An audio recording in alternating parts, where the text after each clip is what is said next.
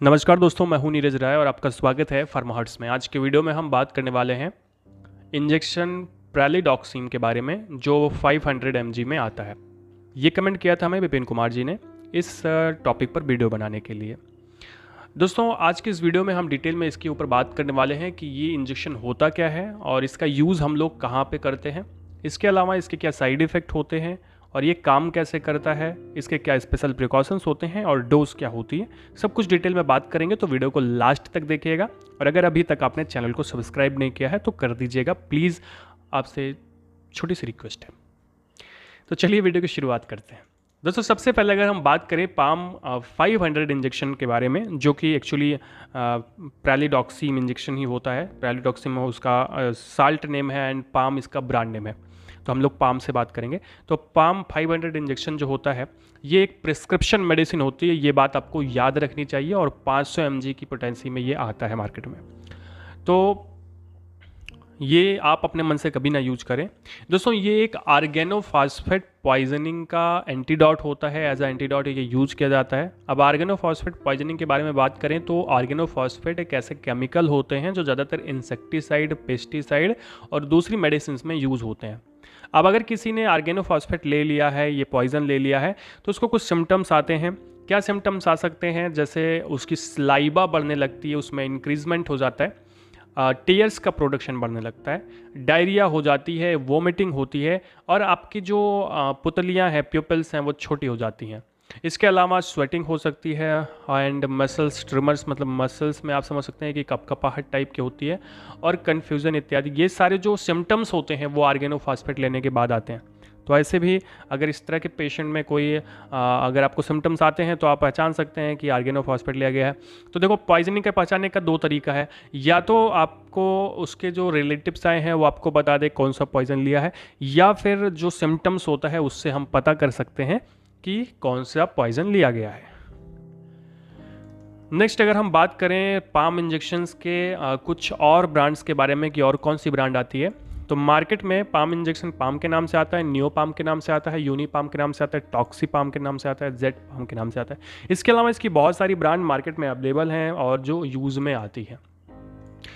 Next, अगर हम बात करें इसके यूज़र्स के बारे में कि इसका यूज़ हम लोग कहाँ करते हैं, तो जैसा कि मैंने आपको पहले भी बता दिया कि इसका यूज़ हम लोग पेस्टिसाइड पॉइजनिंग में करते हैं, खास करके आर्गेनोफॉस्फेट की पॉइजनिंग में हम लोग इसको यूज़ करते हैं। तो ये क्या करता है, तो ये ध्यान दीजिएगा, ये ऐसे केसेस में यूज़ होता है जब हमारी मसल्स वीक हो जाती है ड्यू टू द पॉइजनिंग, और उसकी वजह से रिस्पायरेटरी डिप्रेशन उत्पन्न होता है। ठीक है, तो हम लोग इसको यूज़ करते हैं पॉइजनिंग में। इस वजह से क्यों करते हैं? जो हमारी मसल्स वीक हो रही हैं उसको मजबूत करने के लिए। देखो ये काम कैसे करता है।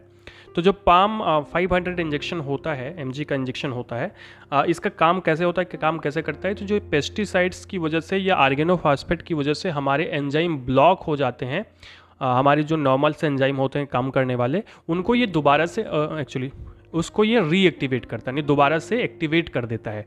ठीक है, तो ये काम इसका होता है, इस तरह से कुछ ये काम करता है, और फिर एंजाइम सही से काम करने लगते हैं और हमें निजात मिल जाती है पॉइजनिंग से। लेकिन ध्यान रहे कि एक समय रहते अगर आपने इलाज शुरू किया है तो ज़्यादा अच्छा है। दोस्तों, आपको पहले भी बता दिया कि इन सभी पेस्टिसाइड का ये एंटीडोट होता है।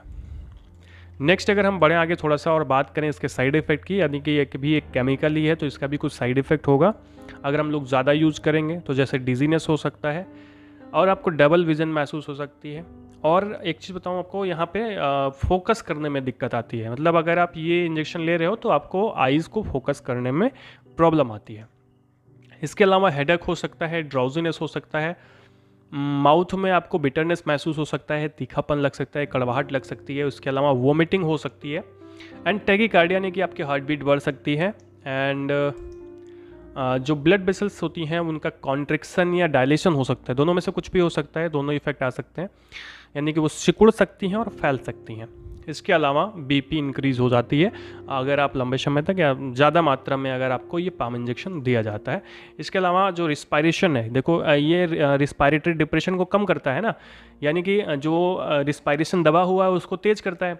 तो अगर आपने इसकी ज़्यादा डोज पकड़ा दी किसी को, यानी डोज ज़्यादा दे दी, तो उस टाइम पे क्या होगा ना कि जो रिस्पायरेशन है वो बढ़ जाएगा। तो हाइपर रेस्पिरेशन की प्रॉब्लम भी आ जाती है कई बार जब ये मेडिसिन ज़्यादा दी जाती है। तो दोस्तों ये कुछ साइड इफ़ेक्ट हैं जो आपको इस इंजेक्शन में दिखाई पड़ते हैं। अभी हम बात करें अगर कुछ स्पेशल प्रिकॉशंस की कि किन बातों का ध्यान रखना चाहिए। देखो मैं थोड़ा सा गैप नहीं करता, वीडियो लंबा हो जाता है, तो ये कुछ बातें आपको ध्यान रखनी चाहिए कि ये कॉन्ट्राइंडिकेटेड हो सकता है प्रेगनेंसी में एंड लैक्टेशन में। तो आप कोशिश करें कि प्रेगनेंसी एंड लैक्टेशन में बिना डॉक्टर की सलाह के, वैसे भी बिना डॉक्टर की सलाह के आप यूज़ नहीं कर सकते इसको, तो इसमें कॉन्ट्राइंडिकेटेड हो सकता है। और अल्कोहल के साथ में इसे यूज़ नहीं करना चाहिए, ये भी कॉन्ट्राइंडिकेटेड होता है, consult to doctor. And driving भी ना करें, कोशिश करें कि एक्चुअली ड्राइविंग आप कर नहीं सकते क्योंकि आपको तो पॉइजनिंग हुई है पहले से, बाकी इसको लेने के बाद ड्राइविंग नहीं की जाती है। इसके अलावा अगर आपको रीनल प्रॉब्लम है यानी किडनी से संबंधित समस्या है या आपको लिवर से संबंधित समस्या है तो कुछ प्रिकॉशंस के साथ में ये इंजेक्शन आपको दिया जाता है। ओके, ये कुछ प्रिकॉशंस थे। अभी हम लास्ट में बात कर लेते हैं इसके डोज के बारे में कि कितनी डोज दी जाती है। दोस्तों ये डोज जो मैं आपको बता रहा हूँ ये कॉमन सी डोज है जो कि ज़्यादातर यूज़ होती है, बट बिना डॉक्टर की सलाह के आपको ये मेडिसिन यूज़ नहीं करनी है, मैं आपसे बार बार कह रहा हूँ। यहाँ पे अगर मैं बात करूँ इसके डोज के बारे में तो एडल्ट में ये मेडिसिन दी जाती है 500 mg की आती है ना, तो इसका हम लोग 2 यूज करते हैं। IV दी जाती है, बिल्कुल स्लोली दी जाती है और इसको डाइल्यूट करने के बाद में, ठीक है, इसका जो डाइल्यूएंट होता है उसको डिज़ोल्व करने के बाद में।